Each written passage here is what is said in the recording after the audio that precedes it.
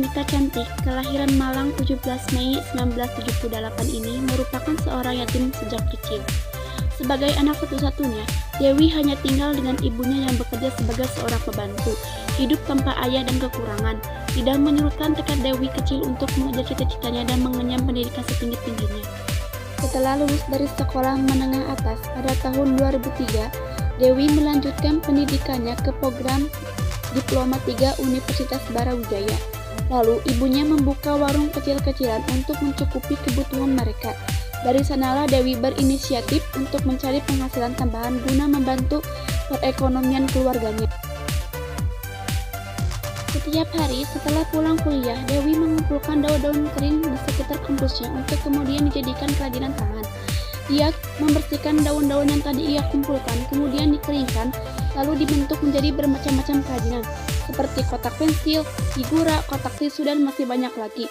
Bermodalkan uang sebesar Rp50.000, Dewi mulai merintis usahanya ini. Awalnya Dewi memasarkan karyanya kepada teman-teman di kampusnya.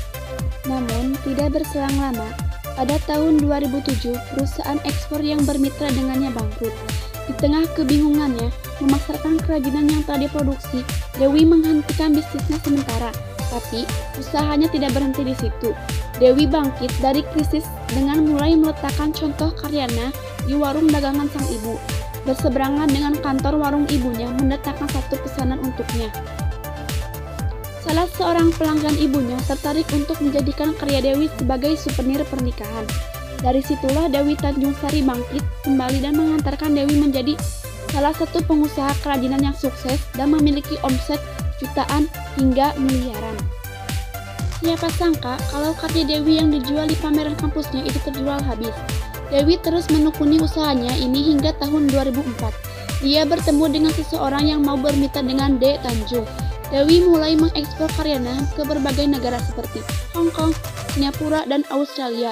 Ia pun mampu memperkerjakan 16 orang dalam menjalankan bisnis kerajinannya. Faktor penghambat. Sempat mengalami krisis pada tahun 2009, namun karena Dewi mempunyai inisiatif yang tinggi, ia tak tinggal diam apalagi jika usahanya bangkrut. Ia berinisiatif untuk membangun bisnis barunya yang dinamai D. Tanjung.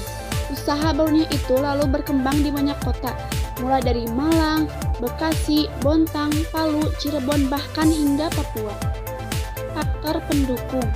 Rajin, kreatif, mempunyai inisiatif yang tinggi, seorang yang pantang menyerah, selalu berusaha, berambisi besar, pintar dalam mengatur bisnis. Sekian dan terima kasih.